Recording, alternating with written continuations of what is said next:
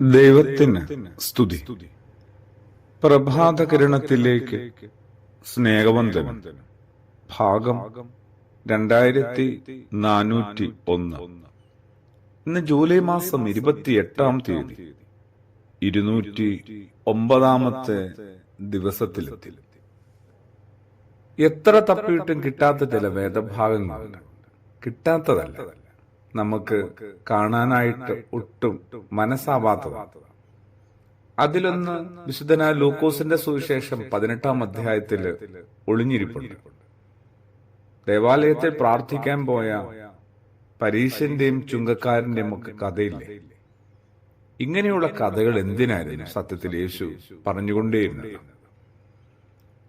ആ ഒരു കഥ വായിക്കാനായിട്ട് ബലമില്ലാത്തതൊന്നുമല്ല. ആ കഥ ഒരു തവണയെങ്കിലും വായിച്ചാല് ഞാൻ എന്നെ തന്നെ ശരിക്ക് മനസ്സിലാക്കി കഴിയും. അതൊരു പേടിയാണ്. എന്തുമാത്രം കണക്കുകൾ പറഞ്ഞുകൊണ്ടാണ് ഞാനും ദൈവത്തെ ഭാരപ്പെടുത്തുന്നത്, വിഷമിപ്പിക്കുന്നത്. യേശുവിനെ ഏറ്റവും അധികം മടുപ്പിച്ച ഒരു കൂട്ടര് ഇങ്ങനെ കണക്കുകൾ പറയുന്നവരാണ്. ദേവാലയത്തിൽ പ്രാർത്ഥിക്കാൻ എത്തിയ പരീശൻ അത്ര മോശപ്പെട്ട ആളൊന്നും ആയിരുന്നില്ല കേട്ടോ. ശ്രദ്ധിച്ച നോക്കിയ മനസ്സിലാവും. മതനിയമങ്ങളൊക്കെ കൃത്യമായി പാലിച്ച നല്ലൊരു യഹൂദനാണ്. പക്ഷെ പാളിപ്പോയത് അവിടെയല്ല. ചെയ്ത പുണ്യത്തിന്റെയൊക്കെ കണക്ക് കൃത്യമായി അയാൾ തന്നെ സൂക്ഷിച്ചിരുന്നു എന്നതാണ്. ദൈവത്തിനു വേണ്ടി ചെയ്തതിന്റെ കണക്ക് എത്ര വലുതായിക്കോട്ടെ, സ്വർഗത്തിന്റെ വാതിൽ തുറക്കാനുള്ള ബലമൊന്നും അതിനില്ലെന്നേ. ഒന്നും കൂടെ ആവർത്തിക്കാം.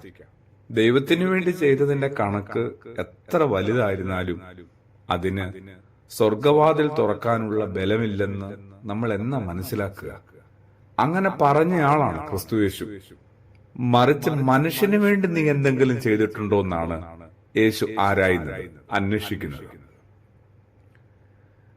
വിശുദ്ധനായ മത്തായി ശ്ലീഹായുടെ സുവിശേഷം 7-ാം അധ്യായത്തിലും ഉണ്ട് യേശു പറഞ്ഞ ഒരു വചനം. അന്ന് പലരും എന്നോട് ചോദിക്കും, കർത്താവേ കർത്താവേ, ഞങ്ങൾ നിന്റെ നാമത്തില് പിശാചുകളെ പുറത്താക്കിയിട്ടുണ്ട്, നിരവധി അത്ഭുത പ്രവൃത്തികൾ ചെയ്തിട്ടുണ്ട്. അങ്ങനെ പറഞ്ഞ അവരോട് യേശുവിന് തിരിച്ചു പറയാനുള്ളതും യേശു മുൻകൂട്ടി പറയുന്നു, നിങ്ങളെ ഞാൻ ഒരിക്കലും അറിഞ്ഞിട്ടില്ല. അതെ, എന്നെയും യേശു അറിഞ്ഞിട്ടില്ലെന്നാണോ ഒടുവില് പറഞ്ഞ് ഞാൻ കേൾക്കാൻ പോകുന്നത്? എത്ര വലിയ കാര്യങ്ങൾ ചെയ്തു എന്നല്ല, എത്ര സ്നേഹത്തോടെ ചെയ്തു എന്ന് മാത്രമാണ് യേശു ശ്രദ്ധിക്കുന്നത്. പിന്നെ ദൈവത്തിനു വേണ്ടി എന്തൊക്കെ ചെയ്തു കൂട്ടിയെന്നുമല്ല, പിന്നെ മനുഷ്യന് വേണ്ടി എന്തൊക്കെ ചെയ്യാനായിട്ട് എന്നിൽ എന്തുമാത്രം സ്നേഹവും അനുഭാവവും കരുണയും ഉണ്ടായിരുന്നു എന്നാണ് ക്രിസ്തുയേശു പരിശോധിക്കുന്നത്. ഞാൻ പരാജയപ്പെടും. ആ ഒരു തിരിച്ചറിവിന്റെ പ്രകാശത്തിലേക്ക് എത്തിയാൽ ഒന്ന് തുടങ്ങാമായിരുന്നു ഏറ്റവും നന്നായി. ആമേൻ.